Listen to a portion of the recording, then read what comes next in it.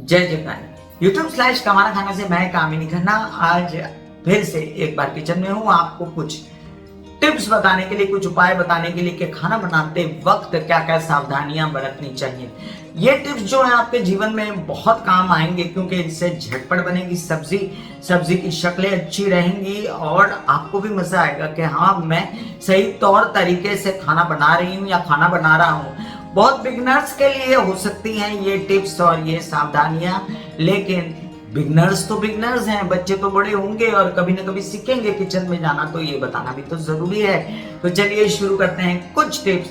कमाना खाना से मैं कामिनी खन्ना आपको बता रही हूँ किचन में रहते हुए क्या क्या चीजों के साथ कैसे कैसे बर्ताव करना चाहिए, किस सब्जी को बहुत प्यार देना चाहिए, किस सब्जी को कैसे काट देना चाहिए, किस सब्जी के साथ कैसे खिलवाड़ करनी चाहिए, और मतलब कि ये क्रुएल्टी की भाषा नहीं बोलनी चाहिए कि सब्जी को कैसे प्यार करना चाहिए। चलिए बहुत सारी चीजें सीखते हैं हम YouTube/कमाना खाना से। ओके, कुछ सब्जियां ऐसे होती हैं जैसे बैंगन और आलू, इनको काटते से ही ये नाराज हो जाते हैं और काले नीले पड़ जाते हैं, इनको चढ़ जाता है गुस्सा।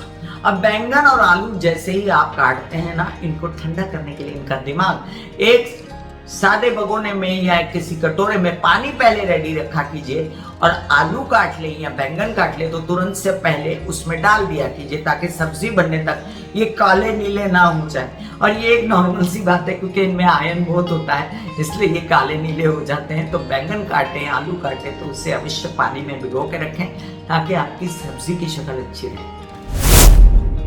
कई खानों की जरूरत होता है प्याज, और प्याज जब काटते हैं तो बहुत रुलाता है और आंसू निकल आते हैं, इंसान के परेशान हो जाता है। ऐसे में कह रहे तो क्या करें। जो बिगनर्स हैं उनके लिए मैं बता दूं, वैसे गृहिणियां तो जानती होंगी कि जब आप प्याज काटना शुरू करें तो बस ऊपर का पतला छिलका निकालें, उसके बाद प्याज काटने के बाद उसको मिडल से काटें और फिर उसको तुरंत से भिगो दें। एक भगोना पानी लेके या कटोरी में पानी लेके उसको भिगो दीजिए, ताकि उसके अंदर का जो तेज है ना, उसको जो गुस्सा चढ़ा हुआ मुझे काटा क्यों, तो वो जो उसका गुस्सा ठंडा हो जाएगा और वो आपकी आंखों से आंसू नहीं निकालेगा, इतना नहीं सताएगा आपको।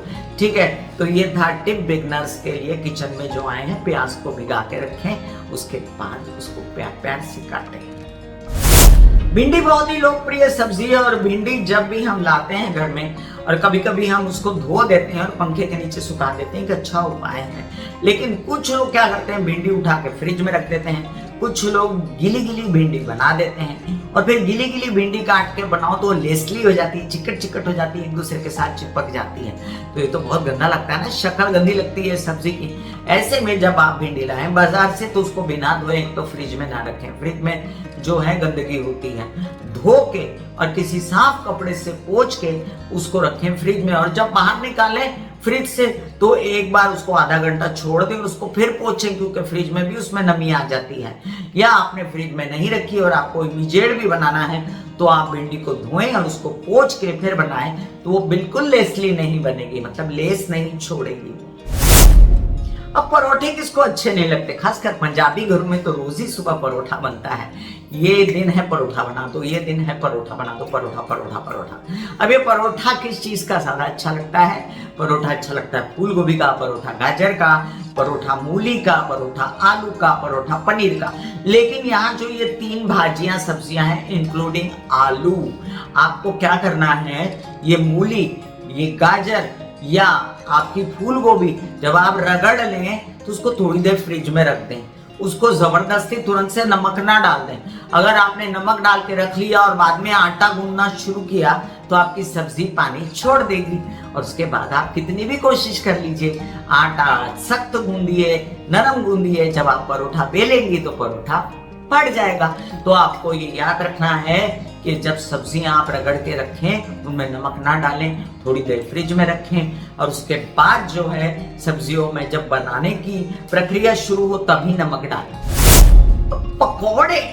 पकोड़े का नाम लो तो बरसात याद आती है ना, कि बरसात हो जाए और पकोड़े मिल जाए, आहा, एक प्याली चाय और पकोड़े किसे अच्छे नहीं लगते। और ये पकोड़े जब हम बनाते हैं ना तो हम क्या करते हैं, सब्जियां लाते हैं, दे मार सब्जियां काट वाट के ना उसको बेसन में भिगोया या अन्य किसी चीज में डाला और उसको तुरंत से तल दिया। ऐसा ना करें, जैसे कि सब्जी होती है फूल गोभी, अब फूल गोभी के पकौड़े बहुत अच्छे बनते हैं, लेकिन फूल गोभी के पकौड़े बनाने से पहले आपने कभी सोचा कि फूल गोभी में थोड़े थोड़े निके निके निके निके हरे हरे कीड़े होते हैं और वो भी तले जाते हैं आपके तेल में, छी छी छी। ऐसे में आपको क्या करना चाहिए, तो फूल गोभी खोल खोल के देखनी चाहिए कि इसमें कोई कीड़ा तो नहीं है, और फिर उसके बाद गरम गरम खौलता हुआ पानी जो है वो छाननी में फूल गोभी लेकर उसमें से वो गर्म पानी डालना चाहिए या उसको डिप करके निकालना चाहिए, ताकि उसकी जो गंदगी है फूल गोभी की वो निकल जाए, और उसके बाद आप उसके पकौड़े बनाएं तो आपका दिल भी खुश रहेगा कि मैं कुछ गंदा सा नहीं खा रहा हूँ या खा रही हूँ। नए जमाने की नई सब्जी है मशरूम, बेबी कॉर्न वगैरह वगैरह। तो मशरूम जो है हमें बहुत भाता है, और अभी मशरूम D3 का स्रोत है ऐसा भी कहा गया है। तो मशरूम खिलाते हैं जब इंसान बीमार भी होता है, D3 की कमी होती है। तो जब हम मशरूम बाजार से लाते हैं, पैकेटों में खासकर मिलता है, और वो जो है उस पर खूब सारी मट्टी चढ़ी होती है, और फिर उसे निकाल के ऐसे ऐसे नल के नीचे धो दिया और बस मशरूम बना लिया। ये बिल्कुल ना करें, आपके पेट में बहुत सारी मट्टी चली जाएगी। आपको क्या करना है, थोड़ा सा आटा लीजिए और मशरूम को थोड़ा सा मसाज कीजिए आटे से, है ना, थोड़ा मशरूम को खुश करिए, उसकी मसाज करके, मतलब के आटे से उसको धोएं मशरूम को, और फिर क्लीन आटे से धो के फिर मशरूम बनाएं। ऐसा मशरूम आपके पेट में गंद नहीं पैदा करेगा।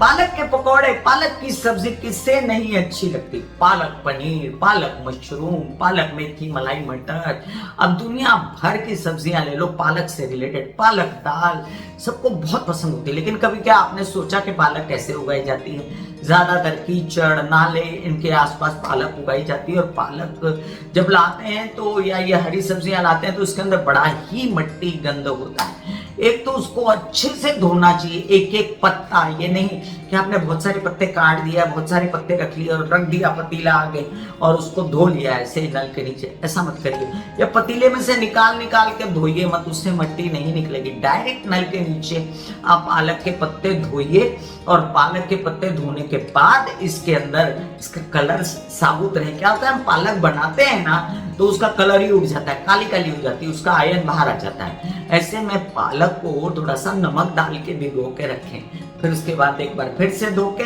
वो पालक बनाएं। पालक का रंग भी बरकरार रहेगा और गंदगी भी नहीं रहेगी पालक के ऊपर।